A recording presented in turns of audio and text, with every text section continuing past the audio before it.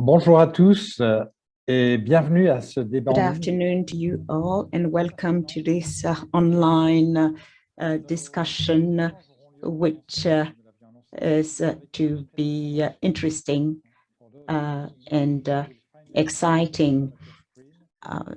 Interpretation is available in English. Working for us, and really I would like to thank them already from the very beginning for being with us. Donc, nous aurons une conversation avec trois panélistes.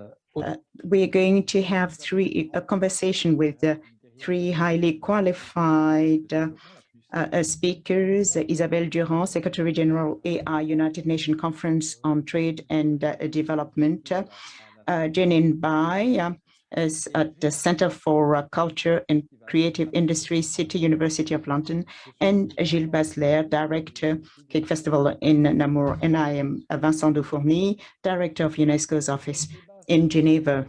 Our discussion will be divided into 4 parts, and the last part will enable you to ask questions to the speakers. In the Q&A box, you will be able to ask questions and make comments as you wish. The UN General Assembly declared 2021 International Year of Creative Economy for Sustainable Development in order to draw attention to this sector, which is underestimated and not well known. We have decided to organize this discussion with UNCTAD, our French-speaking Belgian friends from the Wallonie-Namur region are with us. And we have worked with a whole team to make this discussion available. Isabelle Durant will intervene as a panelist. I am from UNESCO and I'll moderate the discussion. And you have Fabienne Retter, General Delegate of Wallonie-Bruxelles in Geneva. She'd like to say a few welcoming words. Thank you, Vincent. You said the most important thing. I just wanted to say a few words to say that Wallonie-Bruxelles is really interested in a creative economy. Its role is essential. It is useful and stimulating in economic and social construction for our future and post-COVID future, and more particularly the future of the youth worldwide. And every player, whatever its size, the type of economy, can contribute. It's not only a domain for large cities. And this is what we wanted to demonstrate, starting from Wallonie with the presence of Gilles Bazelaire on this panel. And we will have the pleasure to hear about the different perspectives. And this also gave us the opportunity to have a partnership with UNCTAD and UNESCO. It's a pleasure. It's a source of inspiration and enthusiasm. Thank you very much. Thank you to Isabelle Durant, Vincent Defourny, their team, and to my team also, General Delegation Wallonie-Bruxelles in Geneva. I'd like to warmly thank our panelists who accepted to take part in the discussion. There are many of you who got connected, and I'd like to thank you. And we hope that this webinar will give you some clues and that you will be interested in creative economies to rebuild our world and build it back better. Thank you very much, Vincent. Yes, it's actually at the crossroads of arts, culture, digital technologies. The creative economies were impacted by COVID-19, more particularly in the digital area. We would say that there was actually greater exposure and opportunity to see what was possible with the creative features offered by digital technologies. But we know that for many players, event producers, COVID-19 had a terrible impact. Now, the public response to COVID-19 showed that the importance of culture to support resilient communities it has to be stressed. It's important to have such cultural activities, to have creativity in our societies, that public authorities in some countries wanted to respond and not to give up this sector of activity. Of course, it was a contrasted intervention depending on the countries, and we're going to discuss that.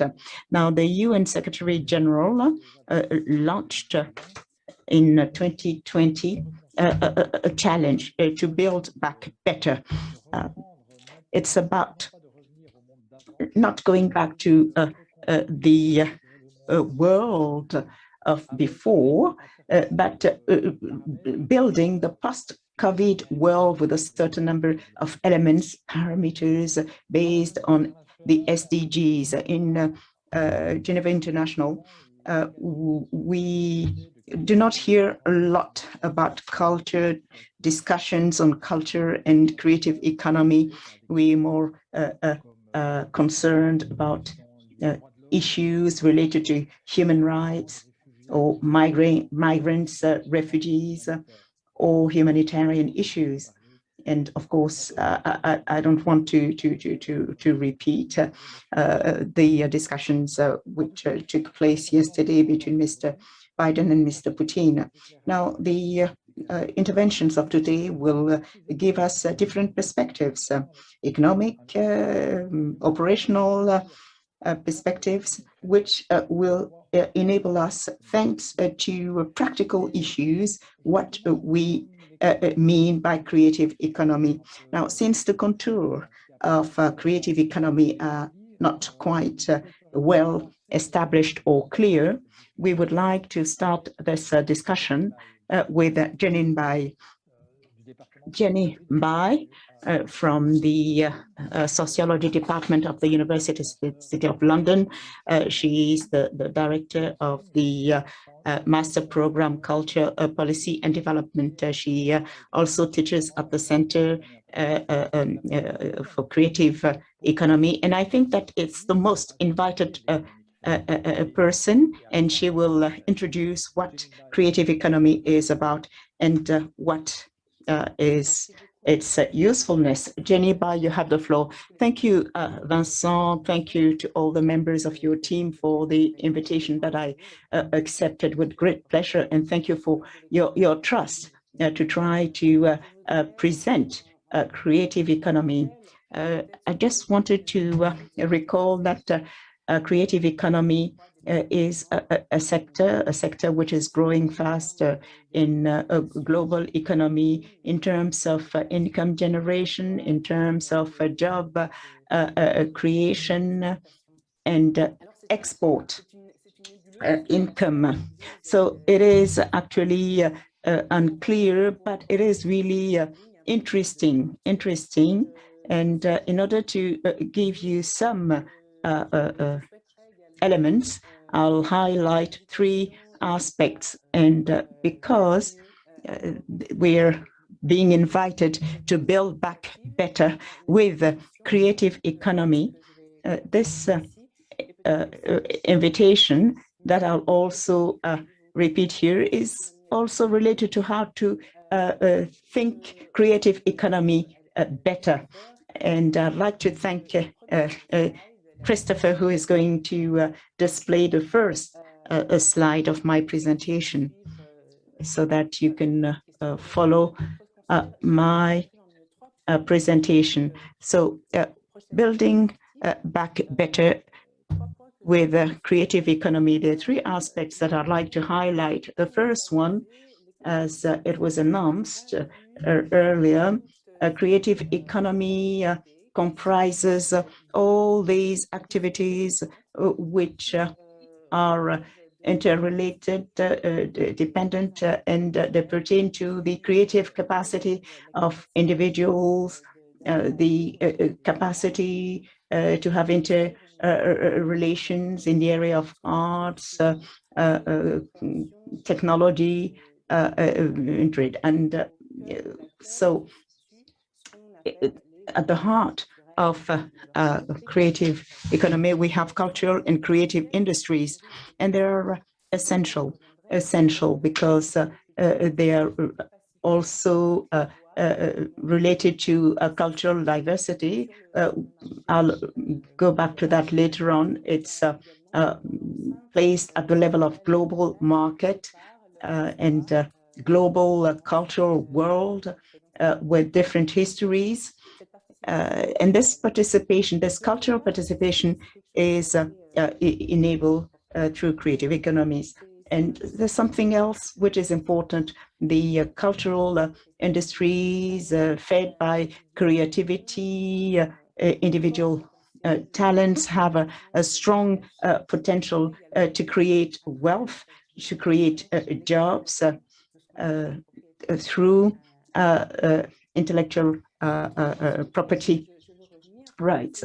So these are three aspects that I would like to highlight. First, the set of interrelated activities, codependent activities. It's important because it makes it possible for us to take ownership of a concept, ecosystem systems. We have services. We're speaking about intellectual property.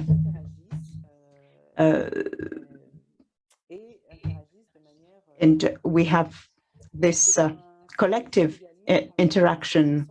And when you look at this set of interrelated activities, it's important to take into account the space where they take place. So there's a geographic dimension, which is important. It's an economy which is also locally based on territories where creators will have these exchanges on their work, their ideas, and feedback on their work. Now, speaking about this geographic location that will be taken up later on, there's the importance of cities, urban territories. When you speak about a creative economy, this is a recognition which goes through the pivotal role of the local environment. Creative economy is not just floating in air. It is really rooted on values in local cultural organizations. And you can also find links with other elements like intangible cultural heritage, with cultural industries. They're actually mutually reinforcing. The third feature or dimension that I want to bring out on the creative economy is the major challenge and the specific features of that challenge and the specific political requirements that go with it. In the cultural industry, cultural and creative industry, have an organizational structure that is unusual. We see that there are oligopolies, that is major platforms, Google, Apple, Facebook, Amazon, and many, many micro enterprises and entrepreneurs. And this constitutes a major challenge for decision makers and policymakers who are more used to handling average size companies. So you have the size challenge and the diversity of actors. And this is also a superstar economy where the winner wins all. You have here the concept of the first one who innovates, the first one who stands out. And here we can think about Cirque du Soleil, who came up with a totally novel concept and basically focuses all of the attention and basically holds all of the interest of the consumers. And then there's something else that's unusual about this economy, because it's a fashion economy that has seasons. And in terms of how it's organized in time, it is very unusual and characteristic. It's also characterized by being project-based. So again, this means something in terms of time organization, because you have teams that are more or less flexible. They can be modulated depending on the type of project. And it's what we can call portfolio careers, where the actors involved can basically have a lot of different activities, jobs, roles. Within a company, people can wear different hats. Jenny, could you tell us what is the difference between the creative economy, the cultural sector? And there's something that could be very useful for the participants to understand exactly what the link is between these different concepts. So there are models to think about the creative economy. And one of the first model was the concentric circles. It was a way to portray the full extent of the creative economy, what we call the basic creative arts that you have in the center. That would be, or that would include literature, publishing, music, performing arts, music.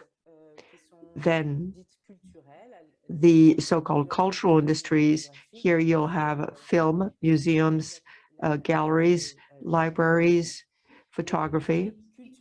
Then you have a cultural and creative industries. So this is yet a bit broader. So you have a little bit more included at this level, because here you find heritage, media, whether it's a broadcasting, radio or television broadcasting, or print. Then finally,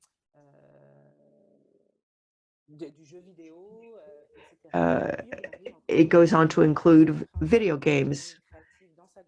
And then you have the creative economy as a whole that covers everything where there's intellectual property involved. It goes from art and artists to the text. And here you add design, architecture, fashion, and advertisement.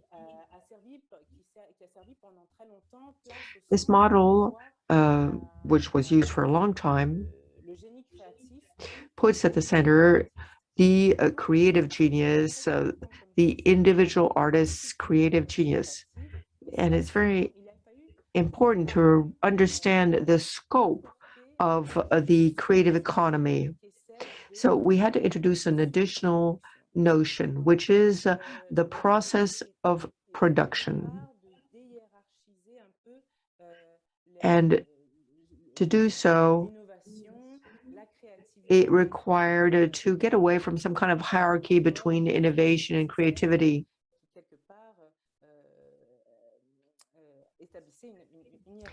And basically to look beyond the circles that seemed to imply a hierarchy and would make some activities more marginal. So now we have a notion of cycle, the creative production cycle. So here you have the context of production, and you can see the interdependence and the different links of the production change. You have the actual creation phase, and then you have the various activities that come into play: production, exchange, dissemination, and then consumption and archiving or recording. And it's based on this model that we've come up with a notion of ecosystem.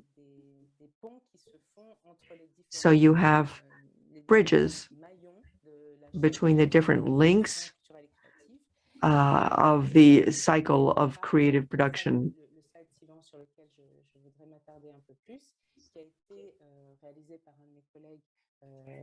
And I'm going to show you one more slide that was prepared by Professor Andy Pratt, who's part of our research center. So on this slide, we've populated the production chain. Let me give you an example. The ecosystem in the musical industry. And we see here that there are activities and sub-activities.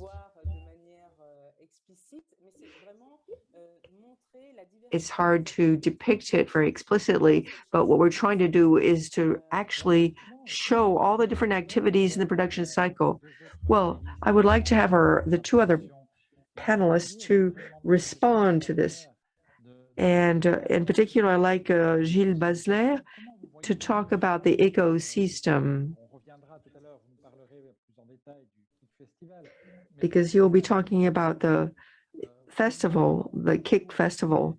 But can you tell us how over the last 10 years, you've seen these ecosystems evolve and the whole universe of the creative economy? Hello to everybody, and thank you for throwing at me a question that's not easy at all. I don't study creative industry, but I work in it. So it's not always easy to answer such a question. I see an evolution in several ways.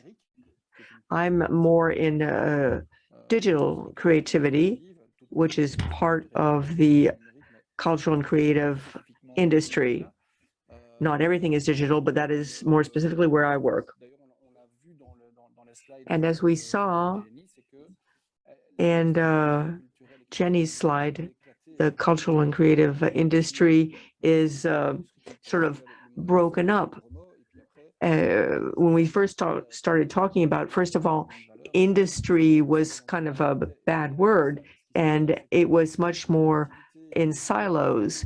And now what we're seeing is creativity is exploding in this industry, is giving birth to micro trainings, micro jobs, all kinds of projects, and many capacities, and in the performance arena in particular. So the industry is very broken up and very scattered. It's all over the place in a way. And the more you have it broken up in this, the harder it is for it to unite and to speak with one voice, because you're sort of in the school of sardines. So you're swimming along with many other sardines, and they can come together to make a project, for instance, for a given production. Let me take a major with Cirque du Soleil. What does Cirque du Soleil do? When they bring a project together, they will go and get all kinds of little fish or sardines out there for very specific skill sets to come up with the best possible performance. They come together and they travel a bit together, and then they separate again. And over the last 10 years, I think that was the most significant change in evolution that I've seen. So if you just take it at the level of my company, because I'm also an entrepreneur, first of all, we integrated all kinds of skills, or we imported skills internally. Now what we do, we bring in the skills that are more soft skills, the ability to integrate many different talents on a given project. And it means that our projects are more creative, are more powerful. And then we can go back to our core group, and then we can grow and deploy again. And so we're not doing the same thing over and over again. And that is definitely one of our characteristics, is this desire to constantly change and evolve. That's exactly the challenge of the creative industry. And I imagine that for UNCTAD, and here I'm turning to Isabelle Durant, supporting the creative industry must truly be a challenge. Isabelle? So if you put culture and cultural activities in the huge basket of commercial activities, can culture be considered as an economic good just as any other economic good or product? Is true at UNCTAD. We look at the creative economy through the other angle, not just the fish that are coming together, but we look at how they're remunerated, how they come together to form the sardine industry, if I could use such a term, and to what extent there's a benefit or an economic return for an entity, and that entity could be a country or region, and not just the community of viewers or spectators. So that's the way we tend to view it. And as Jenny said very correctly, this is a sector that's so fluid and constantly changing that it's hard to quantify it.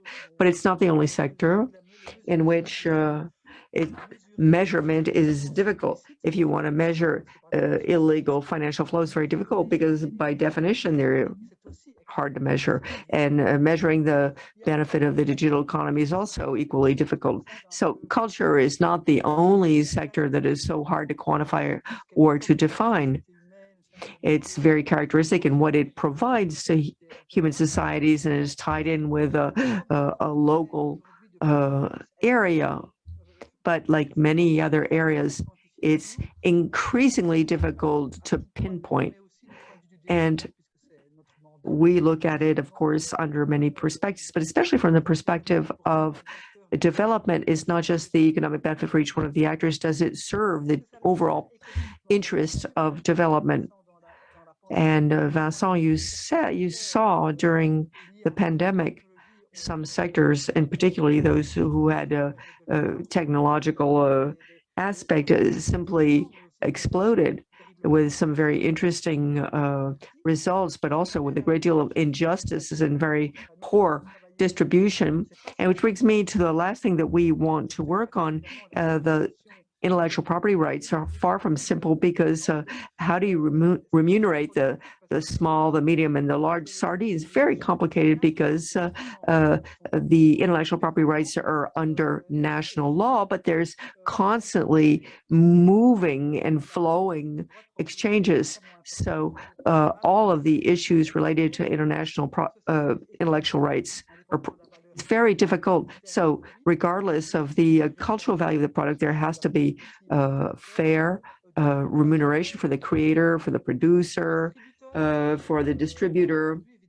And today, pirating is ubiquitous, and so many things simply escape quantification. So they're one of the challenges to compile data, which is not easy to do. It'd be really great to have a great data bank in the sky, but this is an area in the sort of post-COVID phase has a lot of potential. And when I talk about post-COVID, I'm talking about building back better. So here we have tremendous potential.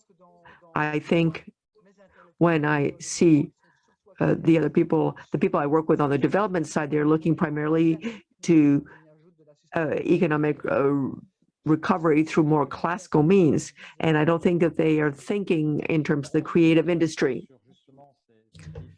We will go back to the challenge of building back better, but I'd like to go back to Jenny. Isabelle, you mentioned some major trends and challenges related to remuneration of cultural entrepreneurs and all the players in this industry.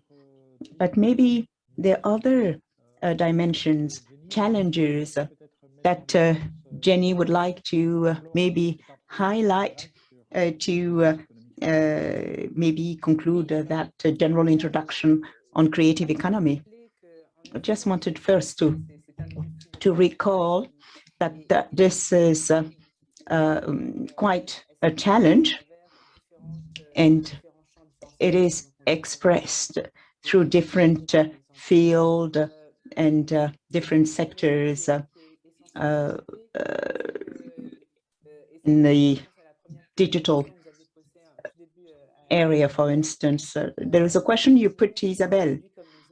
Now, I'd like to say that this is not a product like others. It is rather extraordinary because you have this identity, dimension, value, dimension, meaning, a full dimension, and the policies which is important for well-being, social well-being, cohesion, and so on, but also a representation, a humanistic vision of this economic field, which has to be recalled here.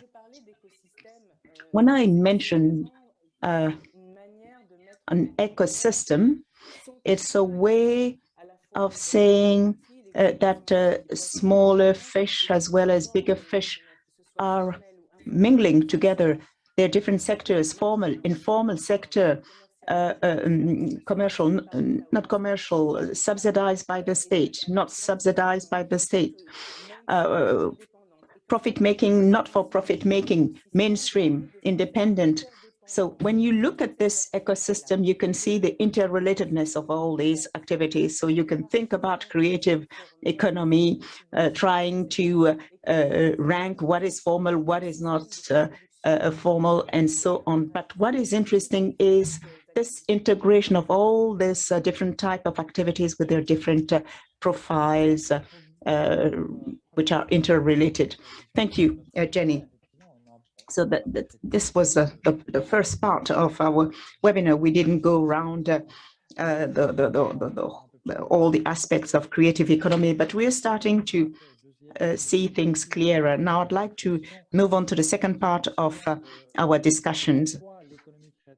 I'm asking the following question: how can creative economy serve as a lever to rebuild better, to contribute more particularly to the SDG? Now, Isabelle Durant, as the UNCTAD Secretary General, AI, with different economic actors, you're trying to maybe give a direction to creative economy together with all other types of economies. Isabelle, you have the floor. I think that creative economy must be taken into account in building back better. The difficulty is that in this highly complicated period we're experiencing, we want to actually avoid breaking up the ecosystem, which has just been described. That is, finding one angle which looks like a more cost-effective in the short term, neglecting others. Now, this is a state of mind. Even before I arrived at UNCTAD, it's not always well understood in the economic world. Now, just a parenthesis, we actually invited Mrs. Esther Duflo, Nobel Prize for Economy. She actually asking for revising their provisions, forecast, back and forth, and so on. And this kind of analysis leads to a lot of thinking. It's not easy, more particularly for a country which is faced with difficulties with the pandemic, which has a huge socioeconomic effects. It's not easy to actually define their actions. We've seen even in Europe how culture was forgotten. I don't want to judge what was done and was right and what was not done. And I know that actors in the cultural economy were left aside, and they really suffered for that. And people need culture as much as bread. It's not easy today to convince people that creative economy is an activity which is very important. When you're speaking to people who are thinking about basic commodities, facing difficult situations, so this system, which is really rather vague, combining human aspect, investment aspects for people who were really left aside, during this period and even before, because actually what is said, and it is true, is that COVID-19 really exacerbated difficulties which existed before. So seeing the creative economy as one major actor, and maybe the International Year can help for that. Indonesia, for instance, they really want to work on creative economy because they turn it into a major lever. Others use the more traditional levers for development. Now we have a small team at UNCTAD working on this, but we don't need to have a large number of people to come up with interesting initiatives. So using creative economy as one of the levers, not the only one, but one of the levers, linking up with the technological aspects, because digital technology, our member states, they understand that better, e-commerce, buying, selling, and so on. So e-commerce somehow on some aspect has nothing to do with creative economy, but sometimes it's easier to use that as a point of entry rather than using an approach people are not familiar with, and they're not really sensitive to what we are saying while they are trying to find immediate solutions. I'd like to pick this up with Mbaye. Public policies. How can creative economy be developed? What could be the main actions that states can undertake in order to develop creative economy? First comment should start with what exists rather than what should be. Sometimes it's the trap when you idealize and when you approach creative economy, importing policies which were implemented elsewhere, initiatives implemented elsewhere.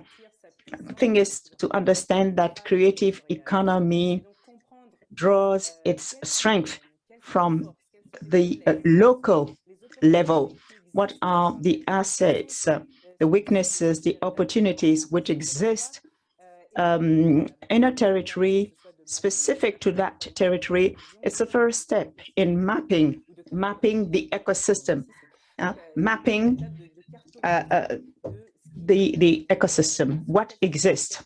What are the strengths, the weaknesses, and also when you use the matrix that I showed on the slide with the different steps of the production cycle, we can try to see whether it's at the level of creation that we have our strong points. Do we have training?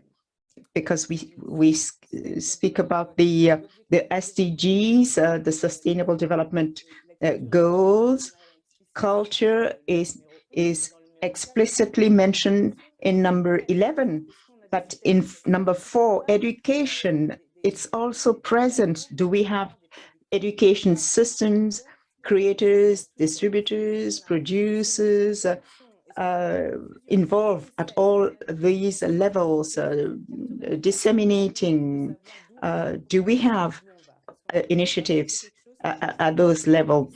This is what makes it possible to know where we are starting from. So we really need that as a first step.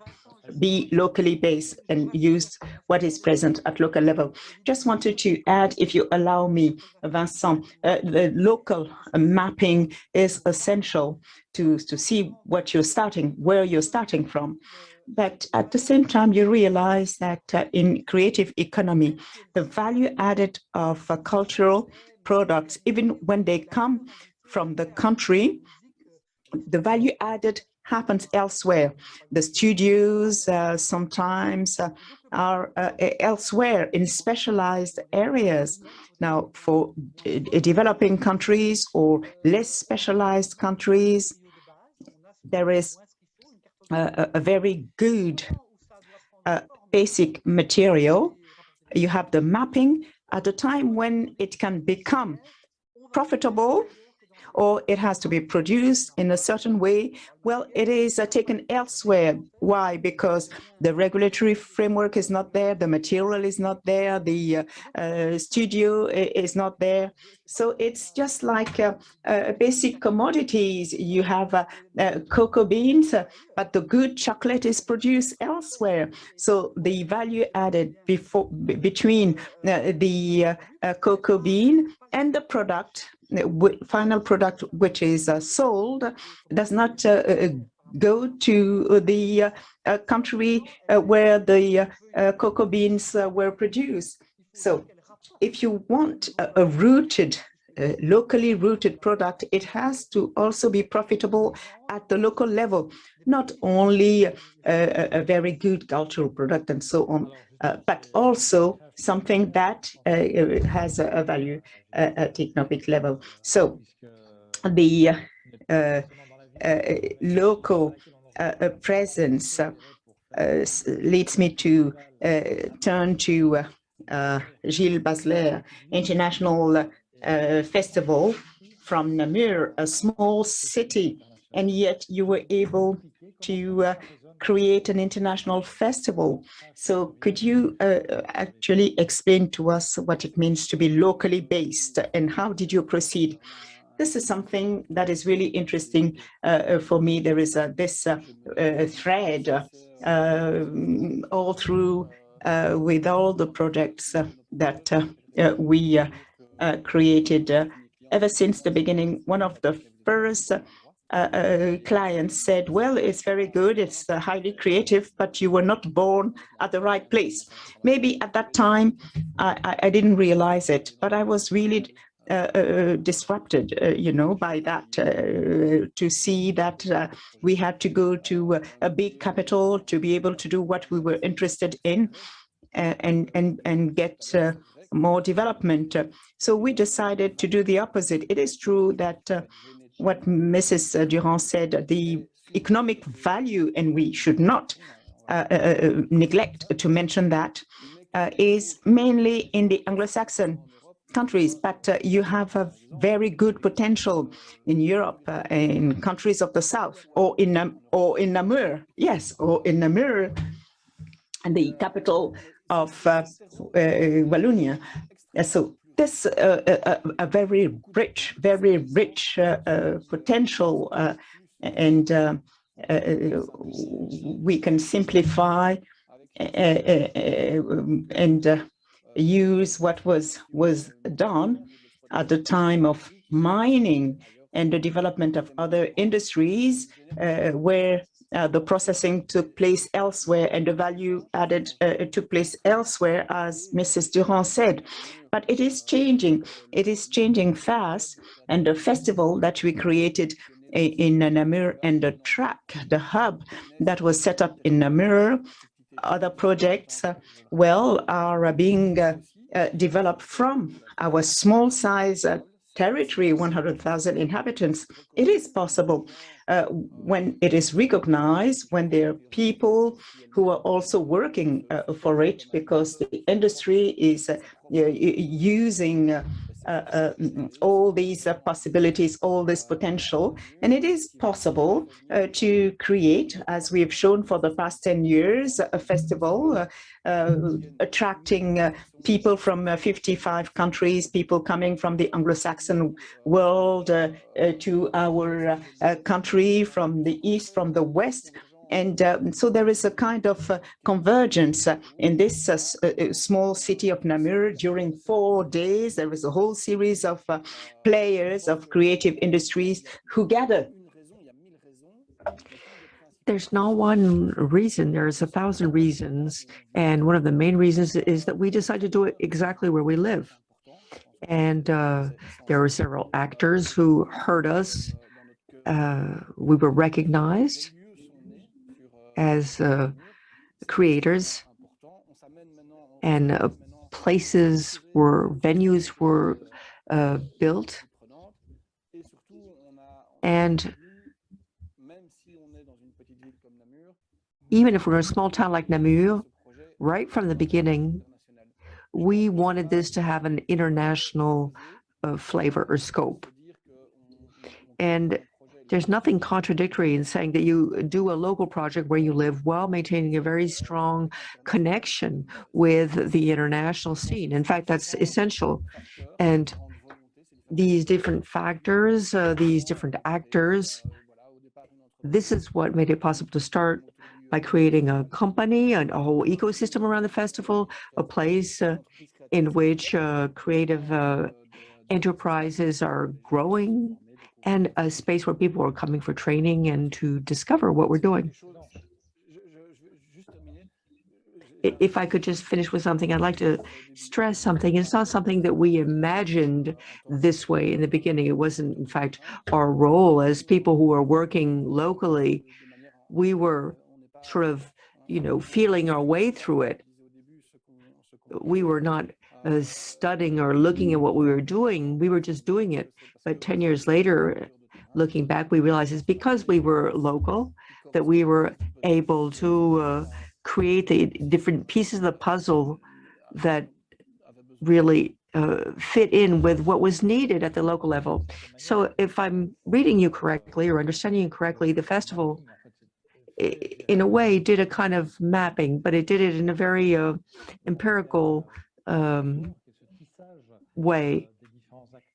Networking, bring together different actors of the creative economy, in particular on the digital side, although not only on the digital side, and you basically are creating a dynamic that makes it possible to go even further. And if you're still at it 10 years later and you're growing year by year, it means that there's a demand for it, an appetite for it, and that everybody's interest is met. So what kind of feedback do you get? How can you measure? How can you really know what the real level of attention is? Actually, it's quite difficult to measure it. As I said, our industry is by definition very difficult to measure. It's very complex, it's very diversified. What we do see is it just getting bigger. First, it was a festival that brought together designers, creative coders. That was really our field of activity. Then over time, we realized that we could open up, we could basically disseminate and our content to a broader profile. And the event could become broader, it could have more value. And so in this way, we could sell tickets and to a broader audience. So rather than having 4 sides to our festival, so to speak, it became multifaceted. So there were different ways in which a visitor could sort of enter into the festival. So, a given visitor would come for a given reason. They were interested in something specific, but then they would go on to discover something else. So maybe I would come into this festival for a specific type of content, and simply by virtue of being there, I would discover a night type of content, and I would take an interest in this, and this leads me on to a different idea, a different concept, a different encounter. And that's something that really worked to make possible in the festival. So the number and the type of content is proposed so it's as diverse as possible. And also things are sort of interconnected. You can flow from one event or one profile to another. And an actor in the creative industry is somebody who's a critic in the positive meaning of the word, and who takes a different view of the world. And that's one of the important values of the festival. We're not locked into, say, a strictly techno festival, but basically it's all about the critical view of the creator. And so the creator who comes into contact with other people, as happens in in a festival. This is a source of a new value of innovation. And again, this is not something that we had foreseen right from the beginning, but we have seen it happen over time. And as the event has grown, we see that it's become richer, and it's basically generated and produced all kinds of value.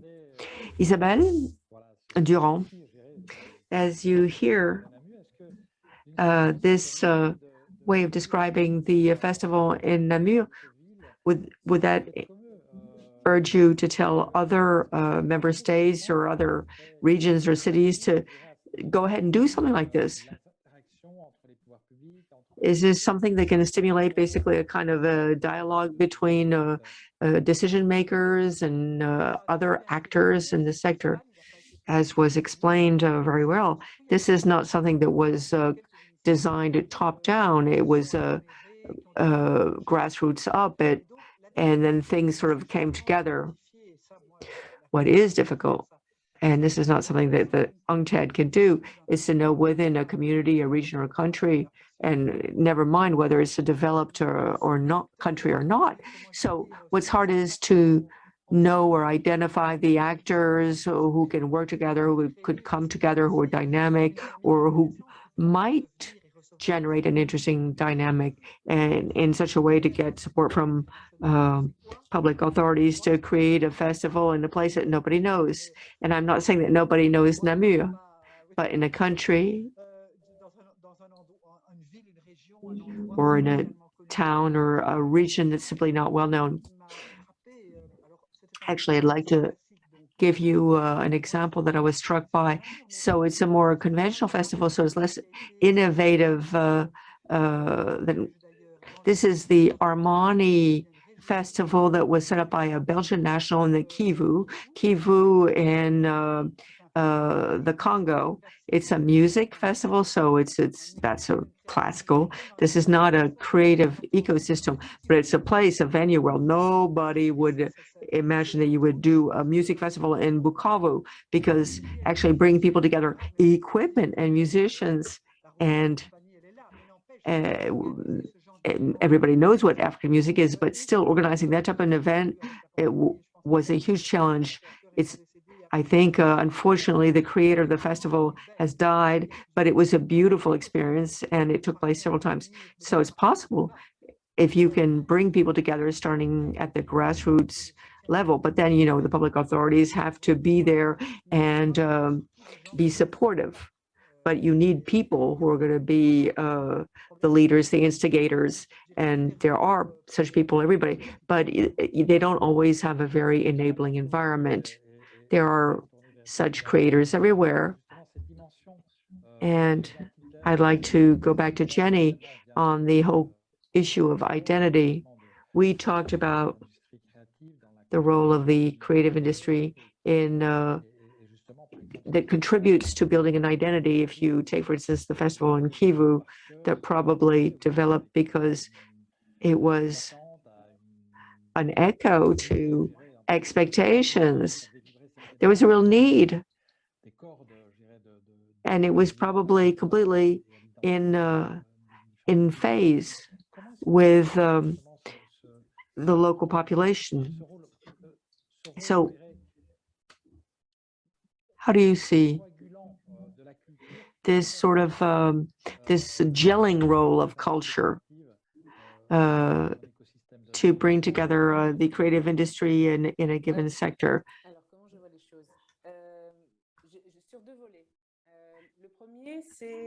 I see two aspects. Well, we could talk a lot with UNESCO with the 2005 Convention on the promotion and protection of the diversity of cultural expression. So speak in plain words is the business of culture. And we talked earlier about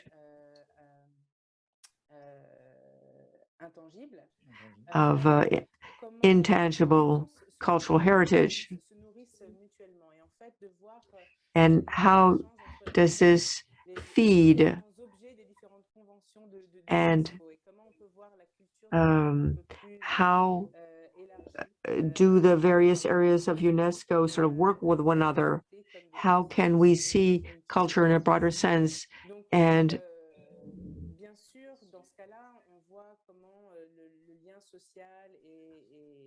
we see that within a social group, a connection is established and nourished. It's very nurturing. I really like the example that Gilles shared with us. There's an idea that was born and that evolves, grows, and we see how the creative industry gives new life to production, to service, to trade, to entertainment. It changes the environment in which people work, in which people live and work, and how people think of themselves and reinvent themselves. So that's in a systemic way, but now in a more local way and in link with the political process. Yes, it starts at the grassroots level. And then what's the role of authorities or deciders in this broader vision of the creative industry? Sometimes there's a more limited vision, or rather, I should say, a vision that's not sufficiently holistic of that economy. So what's at stake here is to re-educate public authorities so that they can better understand this economy.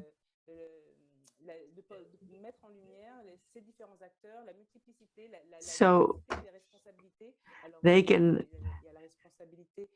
there needs to be a better understanding to see all these different responsibilities, because of course there's the citizens on the one hand who are fascinated and who want to be entrepreneurs, but what's the responsibility of the support, short-term, medium-term, long-term? And sometimes just giving out a subsidy makes people perfectly content. But basically, the public authorities also need to have a way to understand how it all works. And one last thing, I talked about ecosystems, and there's a very useful concept. It's the global production network. And it's exactly what Gilles was saying with his example. You can start with something that's completely local, but it's not because you're starting locally that you're not connected. And through this vision of an ecosystem, you can see where are the challenges, where are the challenges in terms of environmental conditions for production. These are not mutually exclusive.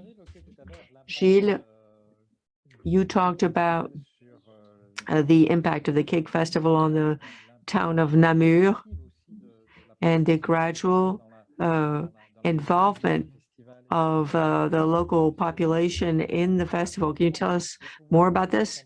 And tell us a little bit about how the local authorities changed their way of seeing the festival. I think this is in line with what Jenny just said.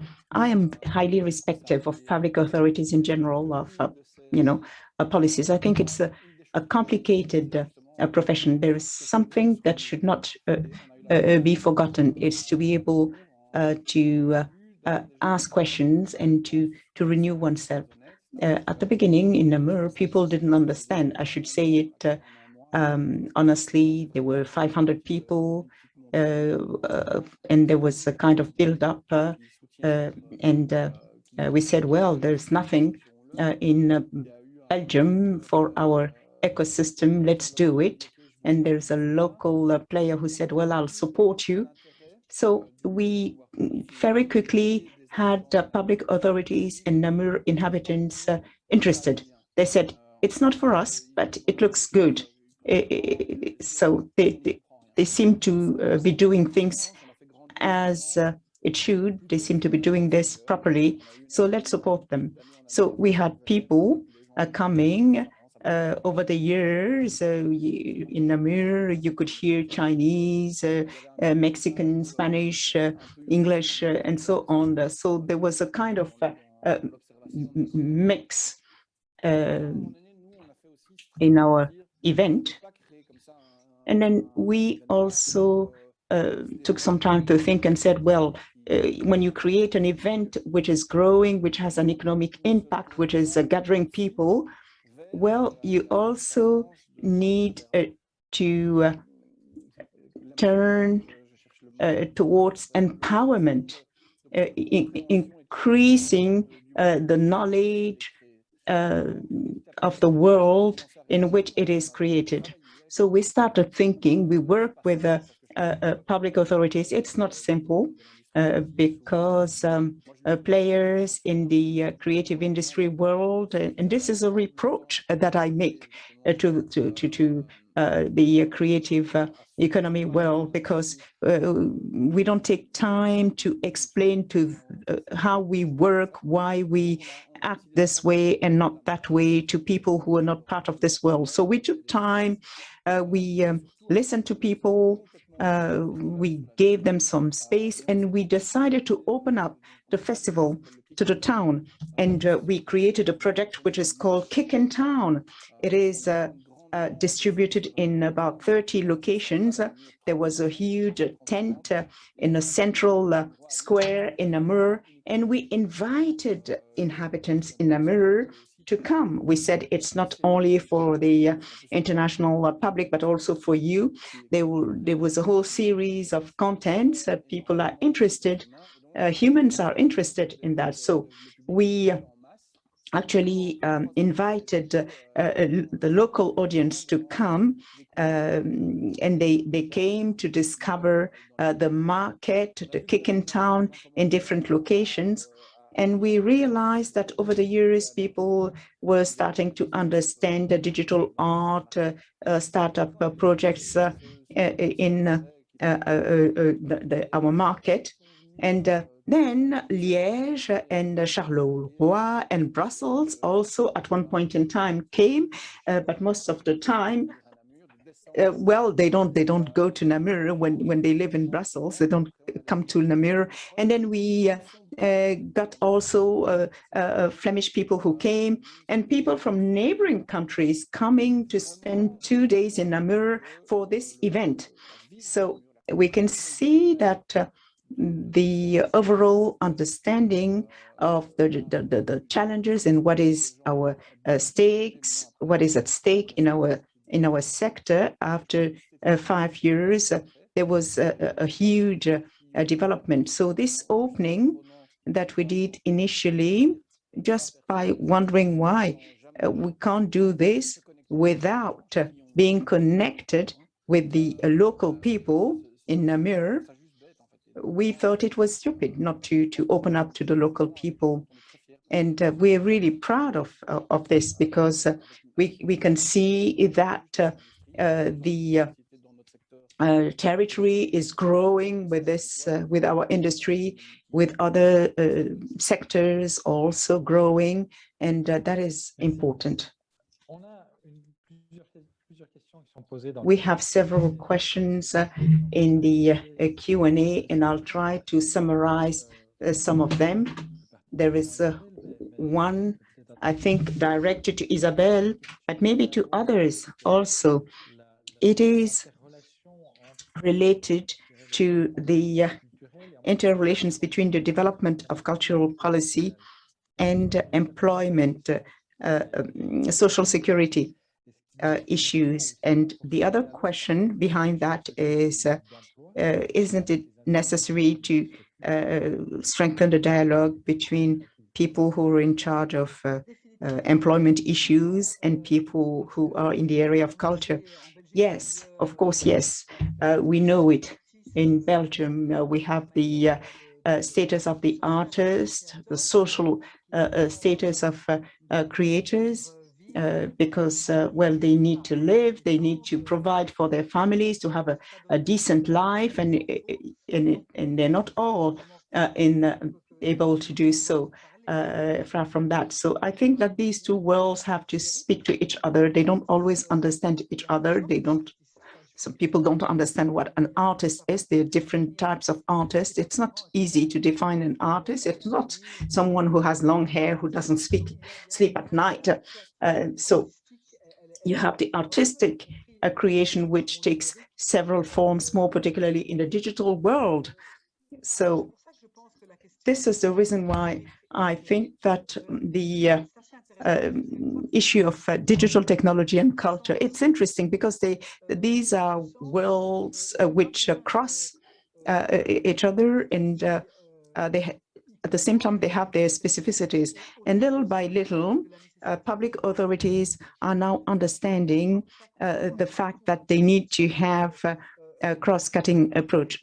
This is not the reason why we're going to have a good protection for artists and a good status for artists. I also respect the political world, the administration world, those who are in charge of the public good, but we have to understand what are the constraints they are faced with. It's not easy with the existing regulations to move from something which is vertically organized to something which is more horizontally organized, and to have something which is more fluid, which is more flexible portability when you move from one status to another. That is for developed countries when they have a well-built social security, and they have to be adapted to the new system. But let us not forget that in the majority of countries, you don't have social protection. Social protection is based on social solidarity, solidarity within the family, and so on. So this is a different model. So we are, in that case, trying to build a basic social protection, and we were able to see how the youth, the women really paid a heavy toll when they were hard hit when things stopped. So you have the informal sector, but it's not as informal as that.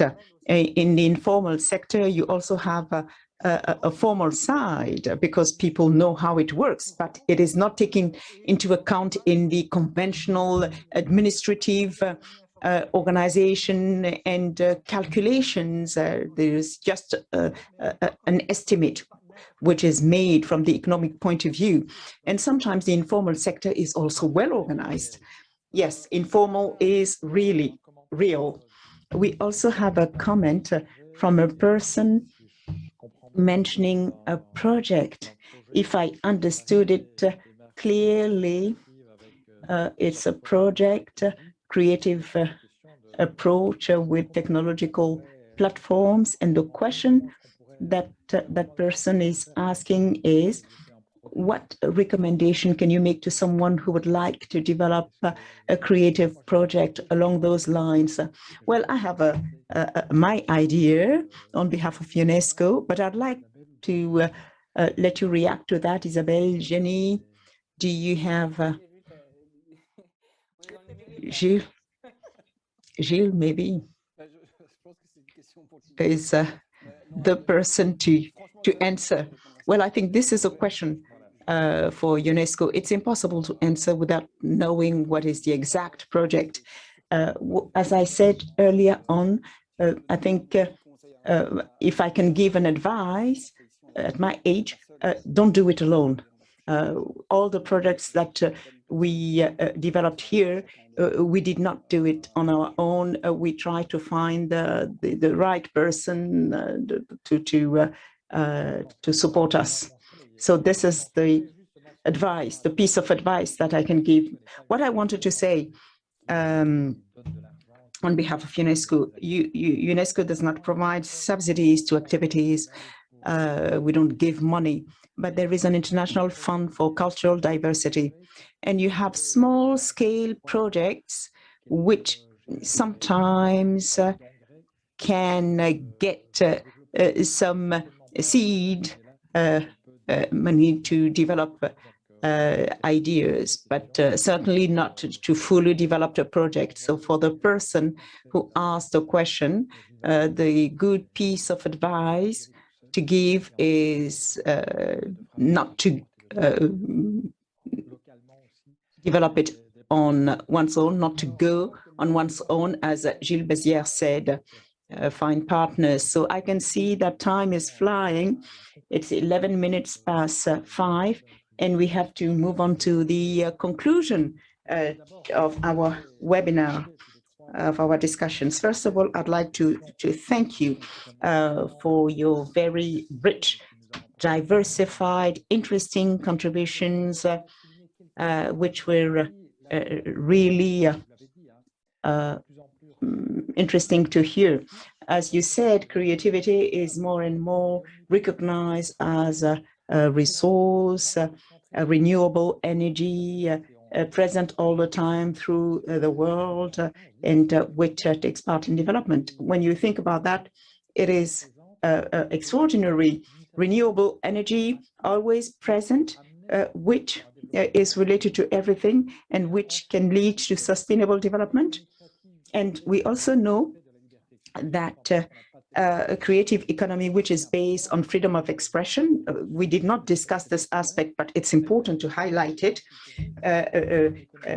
freedom of expression and cultural rights. This can also boost inclusive societies, more tolerant, peaceful societies. It's an economy which can also strengthen the autonomy and the engagement of several vulnerable groups which are marginalized in their own societies. UNESCO, with the UN partners, UNCTAD, would like to highlight the cross-cutting role of culture in achieving the Sustainable Development Goal, consolidate international cooperation for the support of creative economy is one priority. Their activities like the Forum of Ministries of Culture, the online meeting of Ministers of Culture. At the beginning of the pandemics, we organized an exceptional meeting of Ministers of Culture, and we were wondering how to support this sector. And how can we also provide support to the different players in the creative economy? Integrating culture is also an interesting element in the G20 process. And I think that UNCTAD, in its 15th session in October, will also discuss these aspects of creative economy, because it's going to be a way of celebrating the International Year of Creative Economy for Sustainable Development. So integrating culture and creative economy in the public societies for resilient and sustainable economies is also part of the things we're interested in. But there's so many actors, players that we need concerted efforts. All member states cannot be at the same level, but we want to support creative economy from the basis, from the grassroots.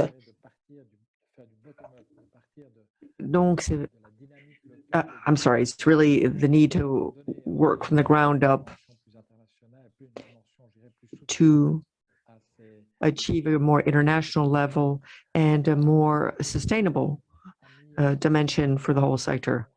And finally, COVID has basically shown up some vulnerabilities that were probably pre-existent, but just became more apparent. And the shared experiences and everything that characterizes culture, I mean, it's been very hard hit, and many small companies simply don't have any cash flow or don't have any endowments. They are fighting to survive. And this is something that we must emphasize. We can't even begin to talk about this sector without bringing that up. In this sector, many of these part-time workers or self-employed can't even aspire to any benefits. So they're in situations that are made that much more difficult. And yet, the pandemic, as we were just saying, has clearly shown how important the creative economy is for the collective well-being of society. And I think that's one of the most interesting things to have come out of this very unique time and period that we've gone through. So speaking, of course, from the standpoint of UNESCO, but you also said it, to inspire decision makers and public policy. First of all, look at the status of artists and professional creators. So artists and professionals in the sector have to have dignified working conditions because the member states are encouraged to review the policies regarding the status of artists, the equitable and fair remuneration of work both online and offline. And then secondly, to create an environment that's enabling for sustainable policies. We talked about this with Namur. It is necessary to create an environment that's enabling for creative and artistic professions. And here it has to be linked in with jobs policies and with measures.